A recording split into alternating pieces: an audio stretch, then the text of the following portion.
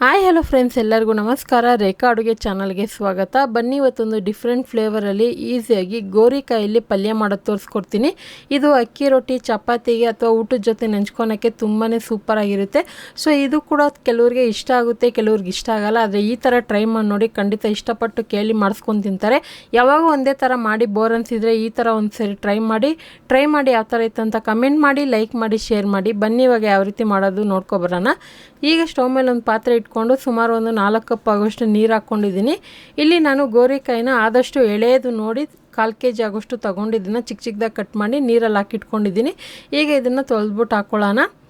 So ಇಲ್ಲಿ ನಾನು 1/4 kg ತೊಗೊಂಡಿರೋದ್ರಿಂದ ನೀವು ಇದೇ ಅಳತೆ ಥರ ಮಾಡಿ ಚೆನ್ನಾಗಿ ಬಂತಂದರೆ ಜಾಸ್ತಿ ಕ್ವಾಂಟಿಟಿಯಲ್ಲಿ ಮಾಡ್ಕೊಬೋದು. ಹಾಗೆ ಗೋರಿಕಾಯಲ್ಲಿ ಎಷ್ಟೋ ರೆಸಿಪಿ ತೋರಿಸಿದ್ದೀನಿ, ನೋಡಿಲ್ಲ ಅಂದರೆ ಒಂದ್ಸರಿ ಚೆಕ್ ಮಾಡಿ.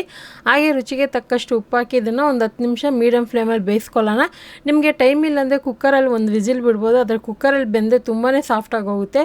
ಪಾತ್ರೆಯಲ್ಲಿ ಬೇಯಿಸಿದ್ರೆ ಸಾಫ್ಟಾಗಿರುತ್ತೆ, ಚೆನ್ನಾಗಿರುತ್ತೆ ತಿನ್ನೋದಕ್ಕೆ. ಈಗ ಇಲ್ಲಿ ನಾನು ಅದು ಬೇಯೋಷ್ಟರಲ್ಲಿ ಒಂದು ಮಿಕ್ಸಿ ಜಾರ್ಗೆ ಕಡಲೆ ಬೀಜನ ಹುರಿದಿಟ್ಕೊಂಡಿದ್ದೆ. ಡ್ರೈ ರೋಸ್ಟ್ ಮಾಡಿರೋವಂಥ ಕಡಲೆ ಬೀಜ ಹಾಕ್ಕೊತ ಇದ್ದೀನಿ. 1 ಗೆಡ್ಡೆ ಬೆಳ್ಳುಳ್ಳಿ ಸಿಪ್ಪೆ ಬಿಡಿಸಿ ಹಾಕ್ಕೊತಾ ಇದ್ದೀನಿ.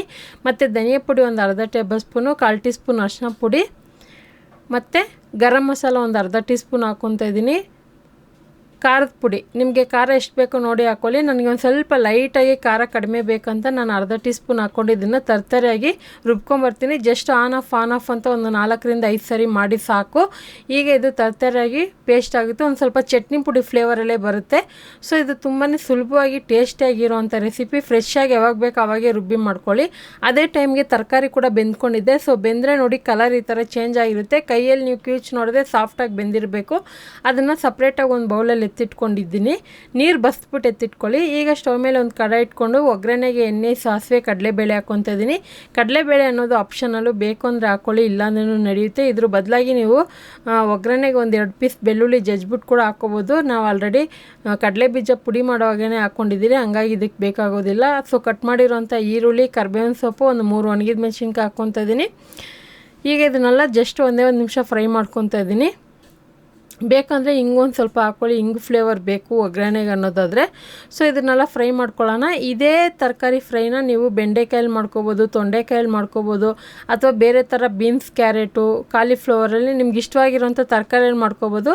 ಸೊ ಆ ಥರ ನಿಮ್ಗೆ ಇಷ್ಟವಾಗಿರೋಂಥ ತರಕಾರಿಯಲ್ಲಿ ಮಾಡಿ. ಬೆಂಡೆಕಾಯ್ದಾದರೆ ಸಪ್ರೇಟಾಗಿ ಎಣ್ಣೆಯಲ್ಲಿ ಫ್ರೈ ಮಾಡ್ಕೋಬೇಕು, ಬೇರೆದಂದರೆ ಬೇಯಿಸ್ಕೊಂಡೇ ಮಾಡ್ಕೊಬೋದು.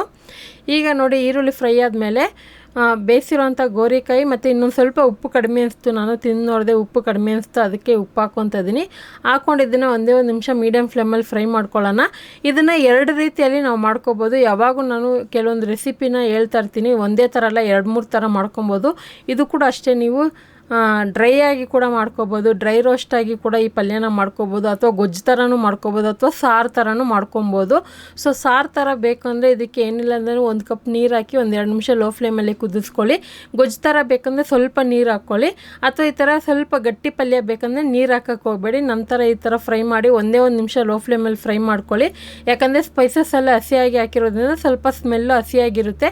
1 ನಿಮಿಷ ಲೋ ಫ್ಲೇಮಲ್ಲಿ ಇಟ್ಟು ಫ್ರೈ ಮಾಡಿ ಕೊನೆಯಲ್ಲಿ ಕೊತ್ತಂಬರಿ ಹಾಕಿ ಇಳಿಸಿದ್ರೆ ಸೂಪರ್ ಆಗಿ ಒಂದು ಡಿಫ್ರೆಂಟ್ ಫ್ಲೇವರಲ್ಲಿ ಗೋರಿಕಾಯಿ ಪಲ್ಯ ರೆಸಿಪಿ ರೆಡಿಯಾಗಿದೆ. ಖಂಡಿತ ನೀವು ಮನೇಲಿ ಒಂದ್ಸರಿ ಟ್ರೈ ಮಾಡಿ ನೋಡಿ. ನಿಮ್ಗೆ ಯಾವ ಥರ ಬಂತಂತನೂ ಕಮೆಂಟ್ ಮೂಲಕ ತಿಳಿಸಿ. ಹಾಗೆ ಇದೇ ಥರ ರೆಸಿಪಿಗಳು ಬೇಕಂದರೆ ರೇಖಾ ಅಡುಗೆ ಚಾನಲ್ನ ಹೊಸದಾಗಿ ನೋಡ್ತಾ ಇದ್ದರೆ ಸಬ್ಸ್ಕ್ರೈಬ್ ಮಾಡ್ಕೊಳ್ಳಿ. ಈ ರೆಸಿಪಿಗೆ ಒಂದು ಲೈಕ್ ಮಾಡಿ, ನಿಮ್ಮ ಫ್ಯಾಮಿಲಿ ಫ್ರೆಂಡ್ಸ್ಗೂ ಶೇರ್ ಮಾಡಿ. ಈ ವಿಡಿಯೋ ನೋಡಿದ್ದಕ್ಕಾಗಿ ಎಲ್ಲರಿಗೂ ಧನ್ಯವಾದಗಳು. ಟೇಕ್ ಕೇರ್, ಬಾಯ್.